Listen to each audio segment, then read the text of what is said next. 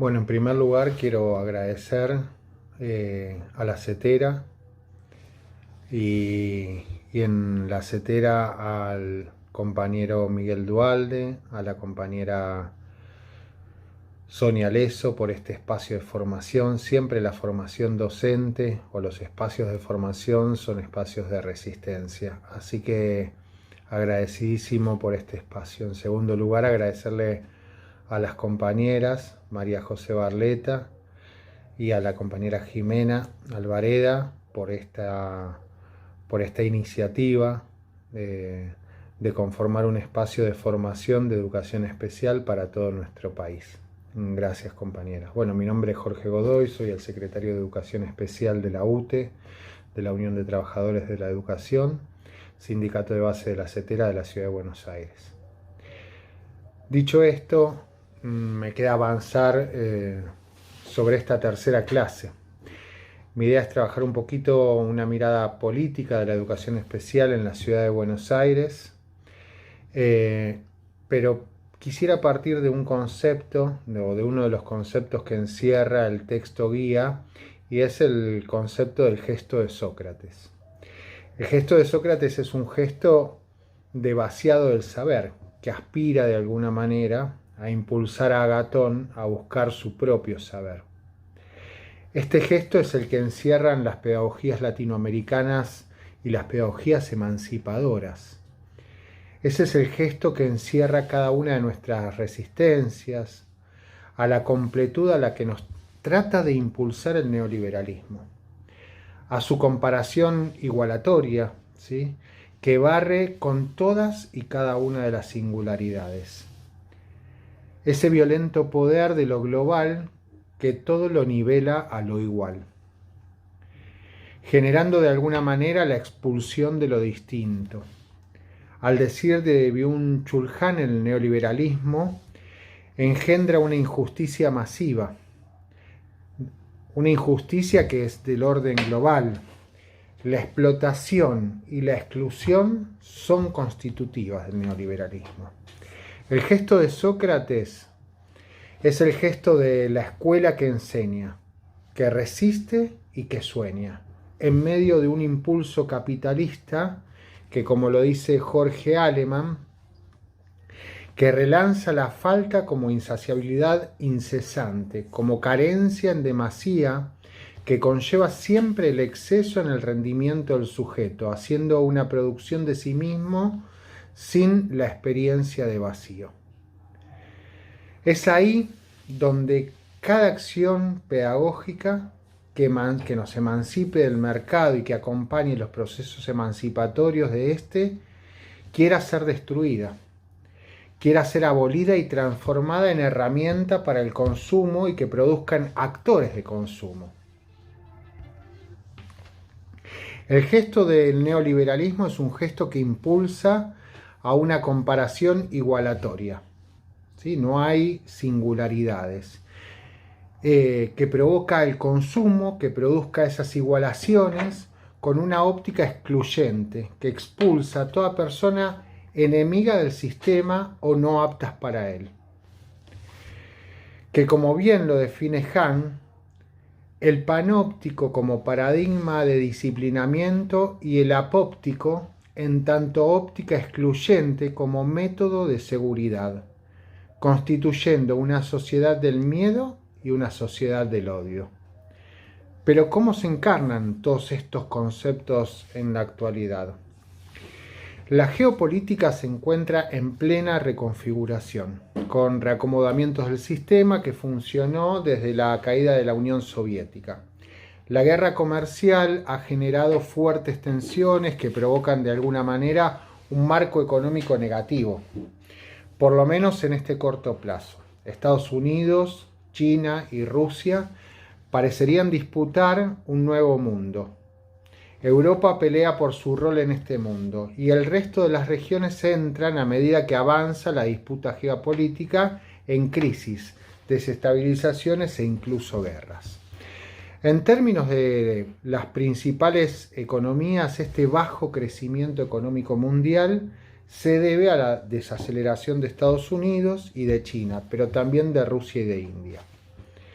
A nivel regional, digo, este es un brevísimo resumen. A nivel nuestro, a nivel regional, la actividad económica se muestra bastante débil. Asimismo, hay un avance de opciones políticas de derecha en toda nuestra región, cuyo principal exponente está en Brasil, es Bolsonaro. Se replica en Bolivia, con el golpe a Evo Morales. Por otro lado, en varios países hay levantamientos populares contra situaciones de injusticia o de desigualdad social, que no parecen encontrar una expresión política que las canalice. En este panorama, Argentina, nuestro país, logra salir de una fase neoliberal, de la fase de Cambiemos, mediante elecciones libres con muy baja conflictividad social. La herencia económica del neoliberalismo, del gobierno macrista, nos deja de alguna manera en una crisis bastante profunda, y el nuevo gobierno recibe esta situación casi desesperante en el sector productivo y con muchas regiones y sus economías regionales devastadas. En medio de esta crisis aparece esta pandemia. Una pandemia que logra de alguna manera exaltar las diferencias sociales. Frente a esto, y en este marco político y económico, internacional, jurisdiccional, cada una de las organizaciones de base de la CETERA que representamos a los docentes, disputamos la recuperación de nuestro país. Disputamos la ampliación de derechos. Disputamos en el ámbito educativo desde el ámbito educativo hacia el ámbito de la clase trabajadora, la unidad de clase. La unidad de clase trabajadora para lograr de alguna manera reposicionarnos dentro de nuestro país. Durante los últimos 4 años se instaló un gobierno neoliberal y el Estado fue conquistado y desmantelado por los representantes de las hegemonías económico-financieras. En ese escenario, el capital ha pretendido apropiarse del sistema educativo para arrojarlo y constituirlo en objeto del mercado. Dicho objetivo no es solo una acción aislada en nuestro país. Esta representa los intereses del movimiento mundial de reforma educativa, que tiene por objetivo interpenetrar las políticas educativas distantes para hacerlas tender a la homogeneización y a la estandarización de los sistemas públicos educativos del mundo. Este movimiento de reforma se enmarca en una tendencia global a la privatización de y en los procesos educativos. Uno de los golpes más fuertes que tuvimos que soportar en estos 4 años fue el incumplimiento a la convocatoria de la Paritaria Nacional Docente que se produjo en el año 2017. Creo que fue el decreto presidencial número 52 del 2018 el que ratifica la suspensión de la Paritaria Nacional. Esa acción echó por tierra la Ley de Financiamiento Educativo. De esta manera intentaron debilitar a las organizaciones sindicales con el objetivo de correr de todo plano cualquier acción de resistencia y cualquier lucha que implique un obstáculo para lograr ese objetivo privatizador y dejar librada a cada jurisdicción a su propia suerte y a su propia economía, atentando de esta manera contra uno de los pilares de nuestra conformación como nación, que es la federalización, atentando de alguna manera contra este concepto que venimos sosteniendo de 1810, que es la conformación de una república. A esta acción debilitadora y arrasadora se impuso la resistencia, se impuso la lucha, se impuso esta escuela que itineró, contra ese movimiento de centralización de la educación y de dejarla librada a cada jurisdicción a su propia suerte y a su propia economía, la CETERA genera un movimiento contrario, itinerando la escuela, generando un movimiento federal de esta escuela itinerante, que si bien tuvo centro en la ciudad de Buenos Aires, fue caminando, como se decía en ese momento, o transitando los caminos de la patria. Un camino que fue conformando la unidad de la clase trabajadora. Claro está que todas y cada una de las políticas públicas impuestas por el gobierno neoliberal tuvieron como objetivo la mercantilización de la vida, no solo de la educación, sino la mercantilización de la vida. Es decir, que el sistema de vínculos y relaciones humanas, como así también el de las instituciones que las sostienen y que se rijan únicamente por las leyes del mercado. En este sentido es claro el prólogo del documento del Banco Mundial Profesores Excelentes, cuando enuncia que el objetivo de los sistemas educativos en Latinoamérica y en el Caribe es formar capital humano, ingrediente principal de una mayor productividad e innovación aceleradas. Capital humano, el humano puesto en el lugar del objeto, el humano puesto en el lugar del capital y de la mano de obra barata. La humanidad en torno a la producción. La escuela para formar mano de obra barata, capital humano, robotización, homogenización, estandarización de la humanidad, supraespecialidades que generen dependencias absolutas de monopolios de producción y los que no están dentro de estas conductas y cogniciones, clasificación patologizante, medicalización. Y si no funciona esta patologización, medicalización en torno a la normalización, sobrante humano, nuda vida, el darwinismo social como paradigma del neoliberalismo. Quisiera centrarme ahora con respecto a la particularidad de la educación especial en la ciudad de Buenos Aires. Digo, en este contexto mundial, en este contexto jurisdiccional, con estos avances en torno a la educación durante esos 4 años y que ahora, por suerte, aunque en estado de pandemia, tenemos que desandar, en la ciudad de Buenos Aires, como baluarte del neoliberalismo, como nodo central del cual sale esta conformación neoliberal que llega a la nación, pero que se sigue sosteniendo dentro de la ciudad, hay obviamente ciertas particularidades. Muchas fueron las acciones en la ciudad de Buenos Aires para avanzar sobre nuestra educación especial, siempre con el mismo objetivo mercantilizador, siempre con la mirada puesta en la privatización de los sistemas públicos. El vector de avance contra la educación especial es el paradigma de la inclusión. ¿Por qué digo es el paradigma de la inclusión? No poniéndonos en contra de la inclusión, pero el neoliberalismo usa el concepto de la inclusión para poder avanzar. Obviamente que es un concepto netamente discursivo. Son simplemente consignas que pregnan en la sociedad, pero que tienden a utilizar el padecimiento del otro para llevarlo a la mercantilización, para llevarlo al sistema público privado, al sistema de educación privado. En la ciudad de Buenos Aires atravesamos muchas etapas de avances. Una de las etapas de avance fue en algún momento una presentación a la legislatura de la Ley de Inclusión Plena de Morales Gorleri en ese momento, que pudimos resistirla, que pudimos ponerle freno. El Plan Maestro, ¿sí?, que estaba basado en documentos del Banco Mundial, que si bien venía desde la Nación, en la ciudad hubo un intento de avance en torno a lo que plantea ese Plan Maestro, que es la reducción de las escuelas de educación especial. Después hubo intentos de simulación de debate, el tema de la Unicaba.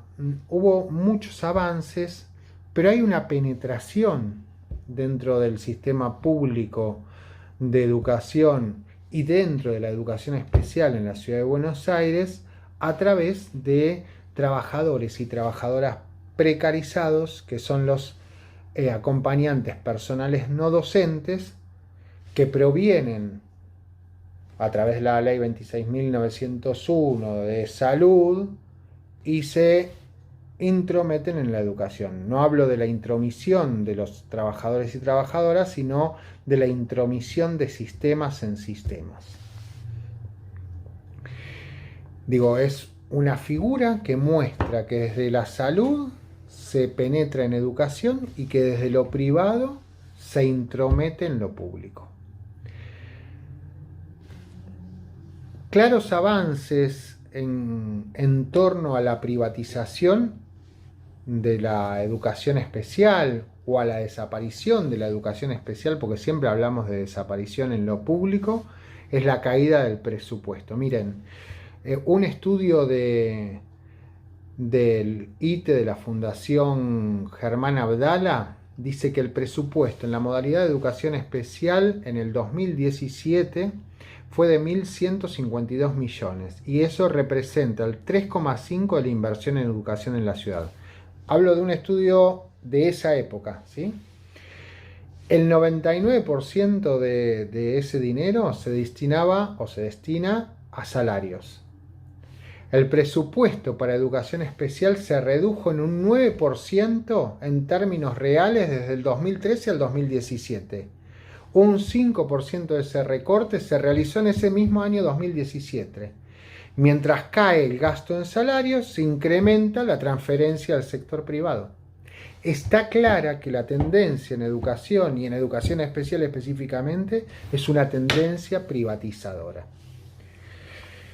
Los motivos aparentes de esta reducción de la educación especial, los motivos que da a conocer el neoliberalismo, es lo que les decía antes, es el paradigma de la inclusión, de incluir a nuestros niños y niñas en las escuelas comunes. Pero detrás de todo esto, lo que se oculta es la transferencia al sector privado de las obligaciones que debe sostener el Estado en función de garantizar el derecho social a la educación de las personas con discapacidad. Dicho corrimiento tiene un solo objetivo: negociar con el empresariado de la educación especial y con los grandes laboratorios, promoviendo certificaciones de discapacidad que permitan etiquetar, estigmatizar y medicalizar, transformando el derecho en prestación. Este cambio en la conceptualización corre del escenario toda organización de lucha, dado que una prestación se centra en una acción y en un efecto sobre lo individual y no sobre lo colectivo. Asimismo, el neoliberalismo instala que el retraso en el pago de los prestadores de salud es responsabilidad de las obras sociales, que son la herramienta de las organizaciones sindicales para garantizar la salud de los trabajadores y de esta manera socavarlas y debilitarlas. Es evidente la paradoja que se observa entre las políticas educativas y de salud y el discurso en torno a la tan mentada inclusión en la ciudad de Buenos Aires. Si fuera así, esta inclusión, y lo podemos llevar a la actualidad, si fuera así, las condiciones materiales y simbólicas no serían las que son. Las escuelas estarían en condiciones edilicias, los maestros tendrían los mejores espacios para trabajar, los materiales estarían todos, las computadoras las tendrían todos los pibes y no tendríamos los problemas que tenemos en la actualidad con el tema de los dispositivos y la conectividad. Y la cantidad de alumnos por escuela serían mucho menos, que es lo que necesitamos para que los dispositivos escolares funcionen de manera adecuada para que la inclusión tan mentada sea posible. Desde educación especial comprendemos al sistema como único, en el cual convergen diferentes niveles y modalidades, tal como expresa la Ley de Educación Nacional, siendo de suma importancia un diseño curricular común para todos. En la Ley Nacional de Educación se establece claramente que la educación especial es la modalidad del sistema educativo destinada a asegurar el derecho a la educación de las personas con discapacidad, temporales o permanentes, en todos los niveles y modalidades. En este sentido, destacamos que al ser una modalidad de educación especial, parte del sistema educativo, todo niño o joven que atraviesa la misma está incluido en el sistema.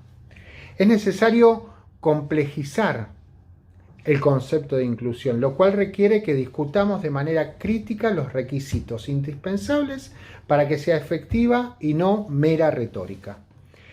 Garantizar condiciones para que la singularidad de los procesos de aprendizaje sea respetada, ubicando la diversidad como lo común y no como aquello que, tornándose disruptivo, ajeno, debe ser normalizado, debe ser homogeneizado.